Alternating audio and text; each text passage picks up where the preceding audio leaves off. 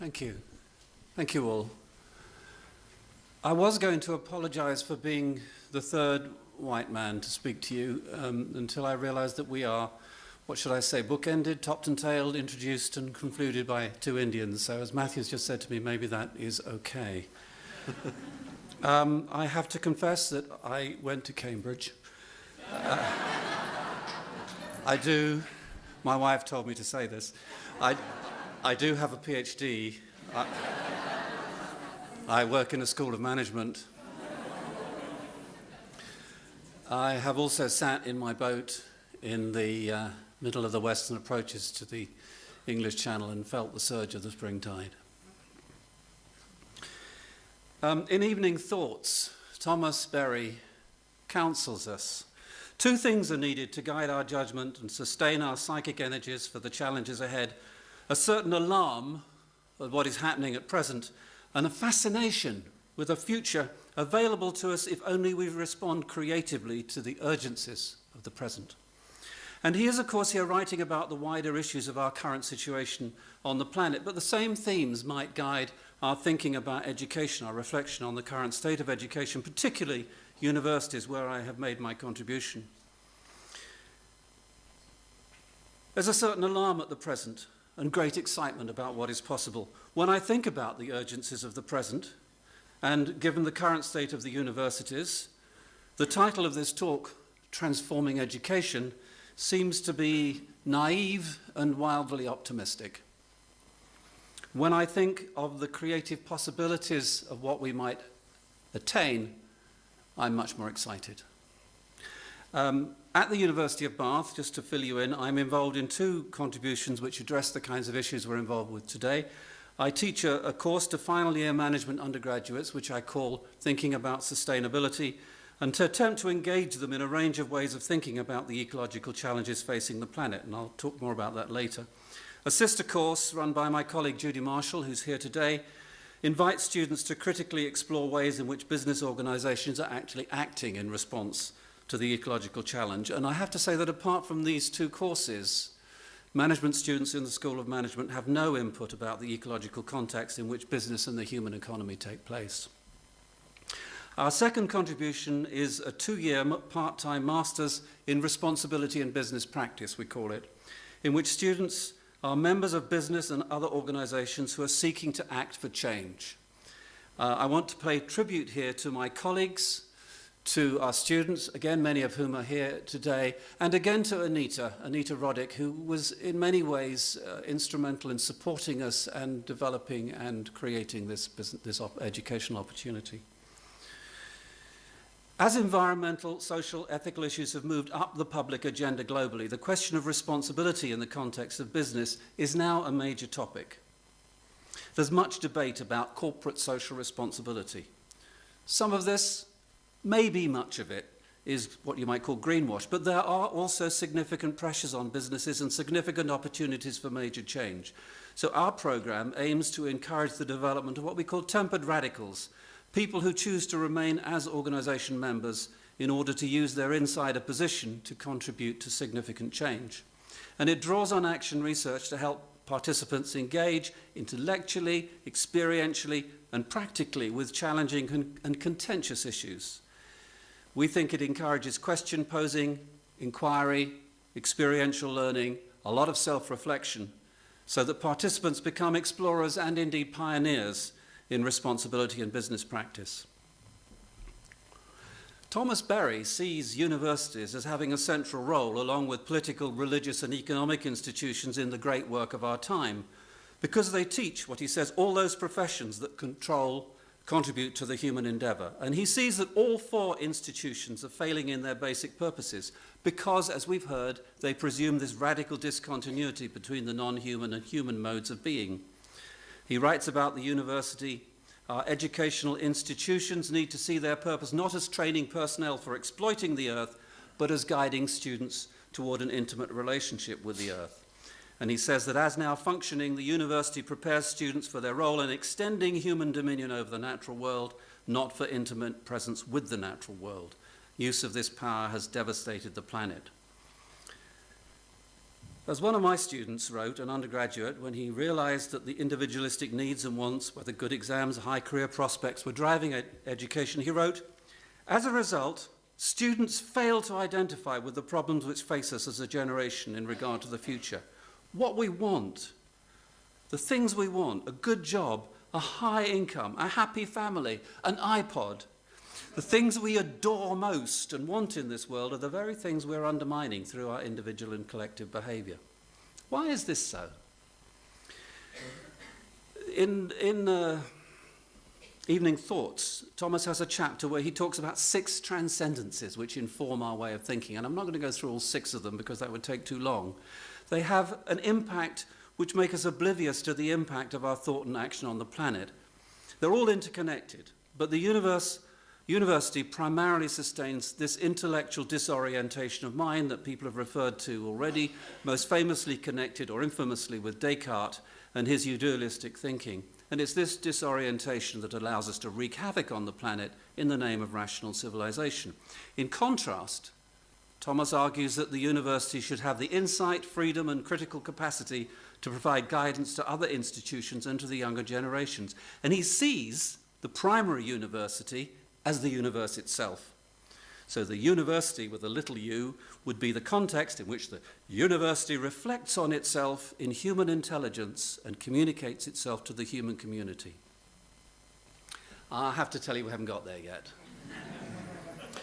We still, by and large, prepare our students for a world in which, again quoting Thomas, the ideal is to take the greatest possible amount of natural resources, process these resources, put them through the consumer economy as quickly as possible, and then onto the waste heap. And I add, from whence, of course, they often continue to poison both humans and the more than human world. So there is a radical discontinuity between the university as it is, a product of Enlightenment thinking, which splits the human from our participation in the wider world, and where man, yes, man is the measure of all things, and the creative possibilities we might attain. So the question is, how do we get from here to there? How might we recognize the current state of our educational institutions while working towards these creative possibilities? These issues present a challenge for teachers, but also to our students. One of them writes, again an undergraduate, "As a management student at the University of Bath," this is someone who's taken my course, "it would seem strange to question the underlying objectives of the course I've committed a number of years of my life to undertake.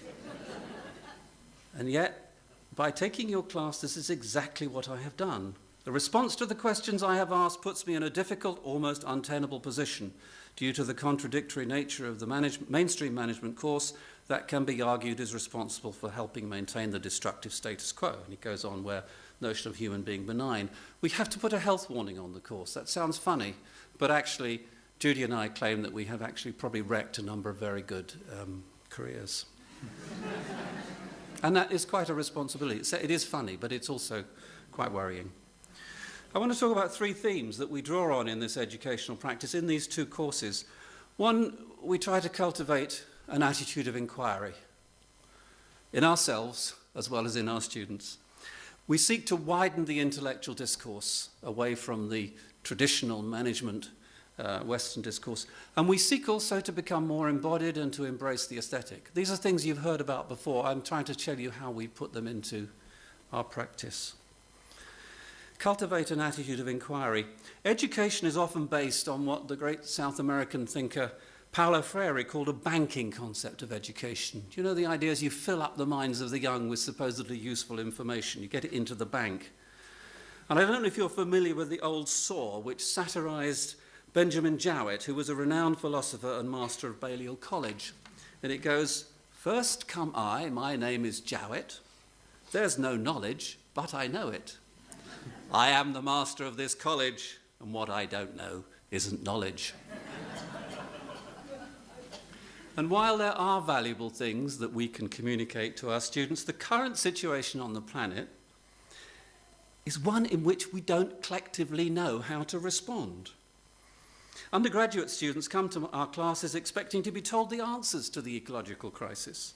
One of my very brightest students told me how he'd sat in class as we discussed the ecological crisis and the idea of limits to growth, fascinated and appalled by what I was offering them, waiting for me to tell them what the solution was going to be.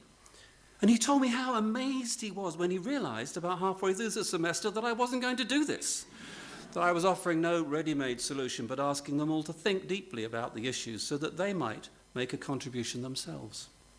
And our master's program is based on the premise that, again, we don't know how to create responsible business in a global context, that this is a problem to be addressed with curiosity, creativity, and bold action.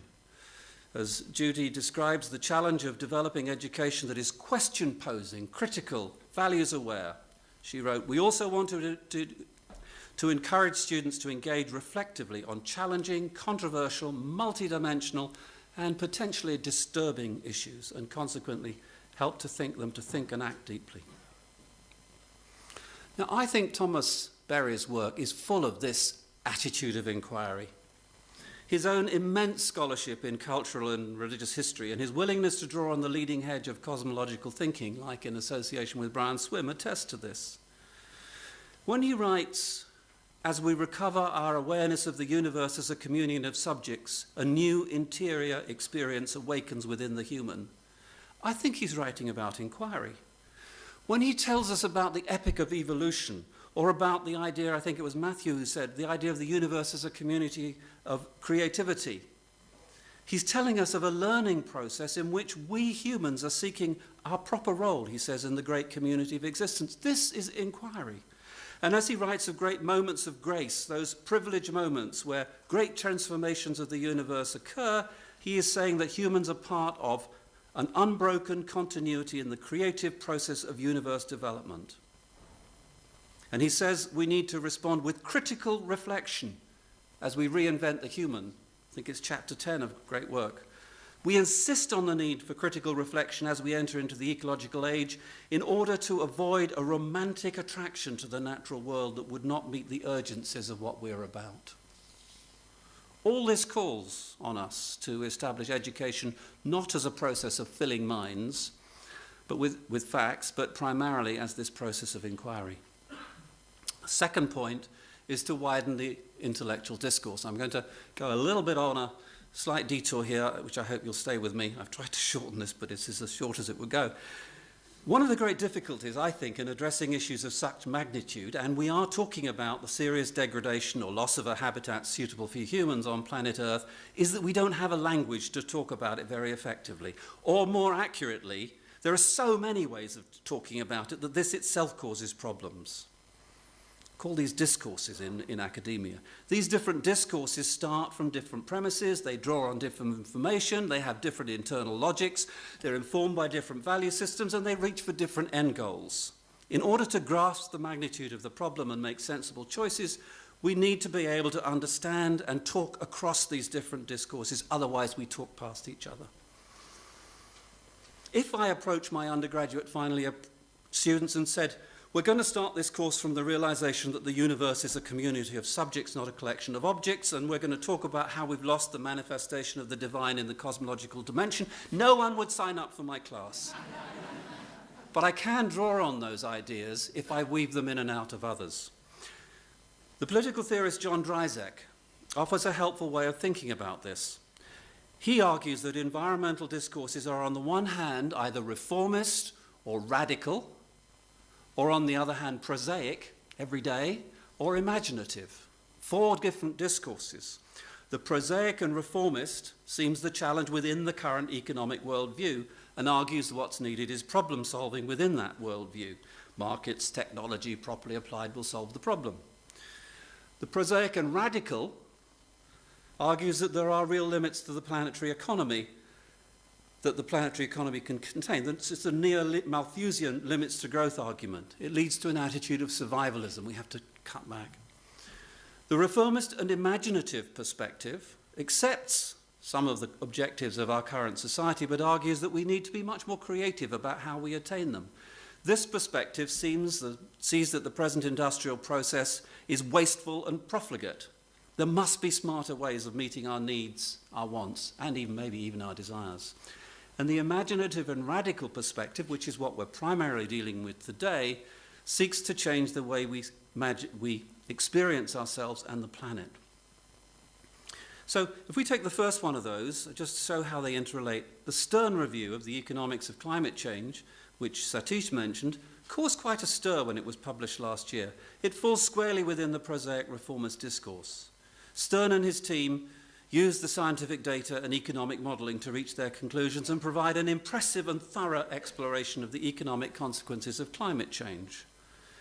As Satish said, they described it as the greatest market failure the world has ever seen and argued for the benefits of strong and early action which far outweigh the economic costs of not acting.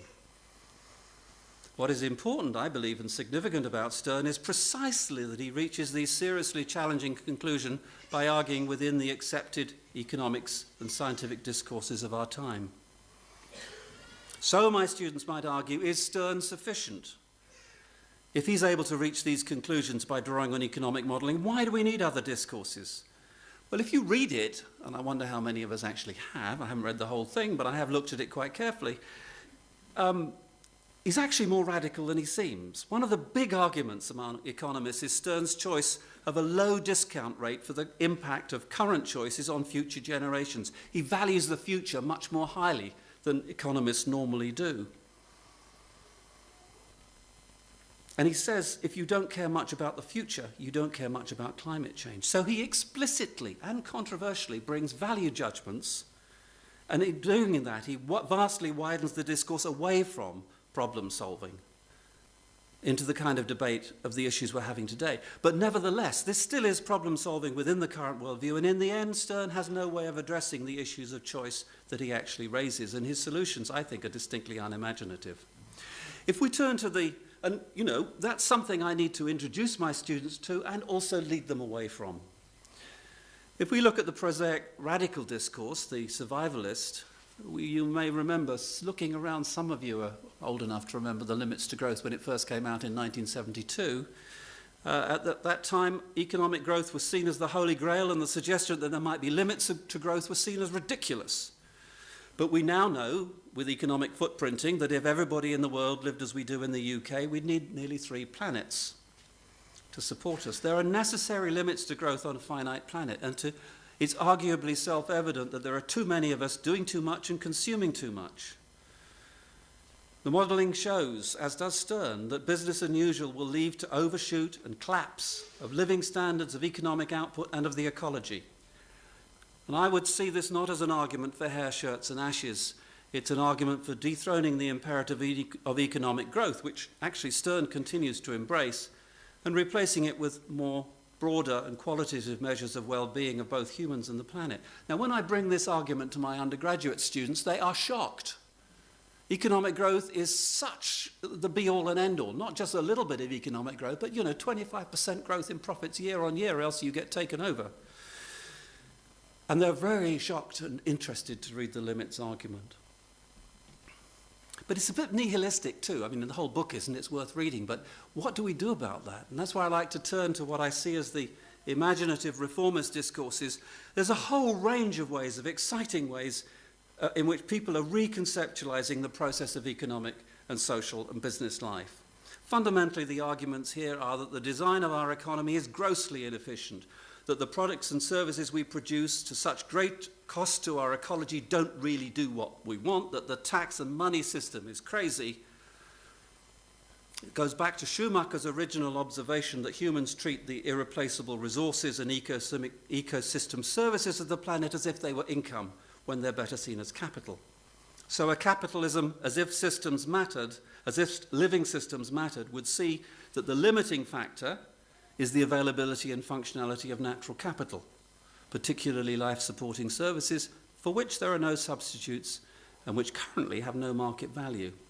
So something like natural capitalism, just one example, would make fundamental changes in design so as we would use our natural resources 5, 10, 100 times more efficiency, dematerializing our economy. By mimicking natural processes, as Satish talked about, we create an economy which is a closed loop so that the waste of one becomes the food of another. By replacing traditional business model of selling and consuming with a continuous flow of services, we change the nature of business so that our interests are more aligned. By changing our earth jurisprudence, by producing new economics. There's all kinds of interesting ideas here. And our students here get really excited about this. After the challenge of the limits to growth, here is something they feel more positive, more appropriate for students of management, and with more opportunities for exciting initiative. And they are right. But Thomas Berry brings us a different dimension, which underpin all these practices. All these ideas are important for management students, and all of us to understand, but they all rest on the assumption that the natural world provides resources or capital for the use of the human, and none of them fully challenge this discontinuity between the human and the more than human modes of being. The last of the four discourses is both imaginative and radical because it seeks, as we've heard today, to revision the relationship between the human and the more than human world. So it's important to start talking in schools of management about how we in the Western world are profoundly separated from the natural ecology within which we evolved, to talk with undergraduate management students about when they last heard an owl call or saw the stars, or where their water comes from, or where their waste goes, to get this notion that we utterly dominate the space we occupy. This is a strange and dangerous predicament, for how can we attend appropriately to that from which we are radically separated? Satish said, how can we manage our house if we don't know it? And this is Thomas's great contribution to the perspective. To restore the balance between the human and the planet, we have to see the earth again as sacred community. For Thomas, the universe itself and every being has both psychic, spiritual, and physical material dimensions, an inner intangible form as well as tangible physical structure. And these two aspects must always go together. And we've heard about how we need to move from a human-centered to earth-centered norm of reality if we are to play our proper part in the world. And in my undergraduate class, therefore, I argue that each of these four perspectives is important. We need the thorough and detailed examination of our predicament that Stern offers. We need the terrible warning that there are necessary limits to growth, and if we go beyond this, we will overshoot and collapse. In response to the relative conventionality of Stern and the nihilism of limits, we desperately need the visionary perspectives of thinkers and entrepreneurs who are reinventing our ways of providing goods we need and the services we need. But when I met Thomas, I asked him, given we have all these wonderful ideas about changing the economic and industrial practice, why we needed to make the profound changes he was advocating. And he told me that the changes are going to take awesome amounts of determination, insight and endurance. And unless we experience ourselves as part of a community of subjects, we will not have the psychic energy to make the changes that are needed. I think this is so true. As he says in the great work, no effective restoration of a viable mode of human presence on the planet will take place until such intimate human rapport with the Earth community and the entire functioning of the universe is re-established on an extensive scale. Until we have done this, the alienation will continue despite the heroic efforts being made towards being a more benign mode of activity. How do my students respond to this challenge? Well, these are the ones I didn't frighten off in the first place, of course. Many can cope with the first three discourses, but find the fourth really challenging. William Koo, who's an undergraduate studying chemistry with management, reviewed Thomas's writing in his essay and compared it with The Limits to Growth. And he says that Limits to Growth was eye-opening, and the first time he'd begun to think about these kinds of things. And then he writes, while I considered limits to be radical, Thomas Berry was even more so. I found it difficult to grasp. It really required deeper thinking on my part. I guess as a student of science, the ideas within limits resonated with me quite instantly because it's a scientific argument. On the other hand, the deep ecology of Tom Berry was difficult to comprehend at first because it took me out of my scientific comfort zone. It required me to connect with my spiritual side. And that was not something I'd ever had to do before. In all honesty, I greeted Berry's perspectives with initial skepticism, for not until I began to ponder these ideas in my mind more deeply that I began to connect with the spiritual side that I didn't know existed within me. And this in turn led me to questioning whether or not I was truly appreciating the spirituality and the beauty of the planet. By immersing myself further in the work of Tom Berry, I began to remember those precious occasions when I've marveled at or simply been in awe of the wonderful nature of our planet. Times when I've sat silently and gazed in amazement at the beauty of a snow-covered Bath landscape or the beauty of a star-filled sky. At the time, I didn't realize the importance or significance in feeling these emotions. Now I understood that these are valuable moments we risk losing forever. And when I reviewed the class with my students at the end of the semester, asking for their comments on my teaching, one of them looked at me very fiercely and said something like, "That stuff of Thomas Berry is really difficult to grasp, but you must keep on at it. It's important to make us think about those kinds of issues."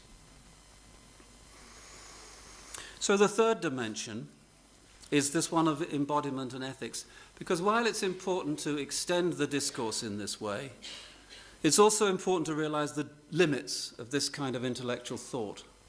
Gregory Bateson, who I regard as one of the greatest minds of the human minds of the 20th century, saw intellectual thought on its own as almost inevitably feeding a narrow human-centered conscious purpose, as inhibiting the unconscious processes on which all creativity depends. He claimed that aesthetic process tempered this and was how we recognize and re-access the sacred and the lost sense of interconnectedness and intimate interdependency. Different language, but the same sentiment as Thomas.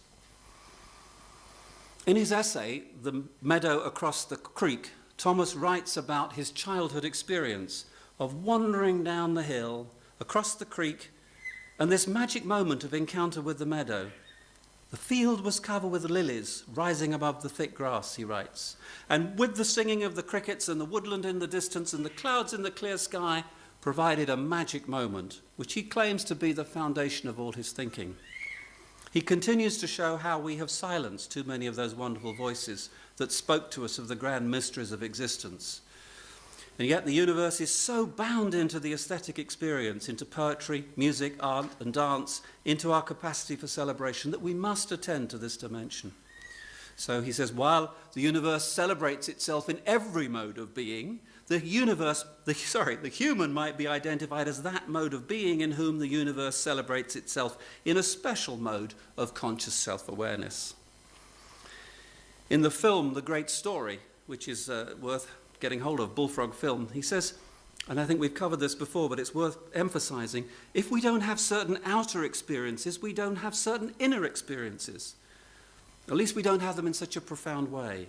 We need the sun, the moon, the stars, the rivers, the mountains, the trees, the flowers, the birds, the song of the birds, the fish in the sea. All this evokes something in our inner world. It evokes a world of mystery. It evokes a world of the sacred. It gives us a sense of awe and mystery. And he goes on to say, if we lived all alone, our imagination would be as flat as the moon. And he sees the experience of beauty as essential to what it is to be human. To bear the burden and responsibility of human intelligence, he says, the human needed a magnificent world of beauty to give us the healing we would need. The greatest, deepest tragedy, he says, of losing the splendor of the outer world is that we will always have an inner demand for it. We're genetically coded to exist in a world of beauty. Your first experience is a communion experience, he says. How wonderful it is. And I want to add that I think how wonderful it is can be said in encounter with an urban puddle just as much as with an oak tree in its, maybe not just as much, but there is potential for wonder in an urban puddle. Please. And there's certainly for wonder in the wildness inside each one of us. You know, each one of us carries around a whole sort of wildness that we don't keep on, you know, it's very interesting. How then do we bring these ideas into a modern university? In my undergraduate course, I encourage, and I know Judy encourages students to bring pictures and poetry into their coursework, which is limited, but a useful first step. I also tease them. This course is known by the more hard-nosed management students as the course about talking with trees. So I say to them, if you're being labelled by that, you might as well have a go yourself. I tease them that if that's what they're being expected to do, they should have a go. And then I provide them with some guidelines for approaching a tree or a rock as a sacred being and suggestions for how they might commune with such a being. And they giggle about this in class, but a surprising number of them try something out along these lines, usually quietly on their own. One young man approached me as I walked across the campus, saying shyly, "I thought you were having us on about talking to trees, but I tried that meditation," and he proceeded to tell me about his encounter with the tree. When we designed our master's program, we were adamant that students should study the planet's ecology not just theoretically, but through experience. We wanted, as far as possible in the overcrowded British Isles, to offer students an opportunity of a direct experience of wildness. And so we teamed up with our colleagues at Schumacher College, particularly Stephen Harding, in a deep ecology workshop with Gaia theory, deep ecology, but where a lot of time is spent outside in the natural world. We start with a night walk in the woods, inviting participants, since they can't see very much, to open their other senses: touch, hearing, smell, intuition. We walk gently, pausing to listen to the owls and the ravens, the dropping of water, the wind in the trees, and also to the intrusion of man-made sounds, the church bells, the traffic. Later, we invite students to spend an afternoon sitting by the River Dart, just being there, and they're often amazed at the richness and complexity of the life they find. We spend a whole day walking down the upper reaches of the Dart as the river comes off the moor, fitting themselves into the natural world, scrambling over rocks and under branches, helping each other through bogs and over torrential streams. And we do all kinds of deep ecology exercises, imagining how the world that we sense is also sensing us. Blindfold walks into the trees, the rocks, the mud, trying to identify imaginatively with the cycles of Gaia. Remember, we're talking about this as part of the curriculum of an established and leading business school. We also summon the Council of All Beings, which some of you will know, a means designed by Joanna Macy and John Cedars, rejoining the natural world. People come to the council as beings in the world, put on a mask, speak as that being. And the council itself brings laughter and tears, deep engagement, some embarrassment. Some find the ceremonial aspects liberating as a way of being religious outside established religions. Others find it awkward and offensive to their beliefs. Some manage, this is aesthetics, delightfully to combine the two. One brought St. Francis' Canticle of the Creatures to the council. A committed Catholic came as the Holy Ghost. While quite unpredictable, the council is usually powerful. It was as if we'd just woken from a dream, said one participant after we'd taken our masks off. And as part of the reflection process, we regularly use aesthetic forms such as creative writing. So these are some haikus written by participants. A seed grows, water gives it strength, the earth moves. Water drop on a leaf, a tear rolls down for times lost and new beginnings. And then on falling down in the woods, a bramble catches my ungainly fall. Thank you, I say. And the fourth group made a tape recording. They all make a tape recording, but this is the only one we've really worked at systematically. They said, "We found beauty in the wonder and magic of nature's complex cycles. Through cycles of birth, death, and reuse, we became aware that everything is related in one way or another. And deep ecology provides us with an understanding of the intimate relations which exist and which we have with nature as well. Our connectedness to the rhythms of the natural world is something which our urban lives allow us to forget, and the experience of this workshop places us back within our most fundamental context, we are nature." One participant elaborated, "I thought the core experience was to actually feel myself as part of the natural world. I don't think we normally feel that." So this workshop is experienced as both deeply moving and challenging. Often it opens new perspectives on the world we live in. For a significant number of students, it's been a turning point in the course as a whole, providing, if you like, a still point or a point of reference to which the significance of their business work can always refer back. I think it links with Thomas's emphasis on the aesthetic. So to summarize, we're far away from the kind of university envisaged by Thomas Berry, but as always, opportunities exist within the cracks of formal systems for creative work. We've developed an approach to education that involves cultivating an attitude of inquiry, drawing on many discourses, and integrating an experiential and aesthetic dimension. And all this within the sense of being a learning community where everybody, staff, students together, are working together as an inquiry group. And while our achievements are terribly limited in the face of the challenge of the great work, I nevertheless think we can be proud of what we've done. At those moments of discouragement and despair, and in a school of management there are such, I nevertheless think, oh no, that's the last line. At those moments of discouragement and despair, I can be comforted and challenged by the words of the Bengali poet and philosopher Rabindranath Tagore, which I just stumbled upon, which is so close to the thoughts of Thomas Berry. Great work bears its own burden. Great grief supplies its own consolation. Small tasks, small hurts, small troubles crush the spirit to near suffocation. Thank you.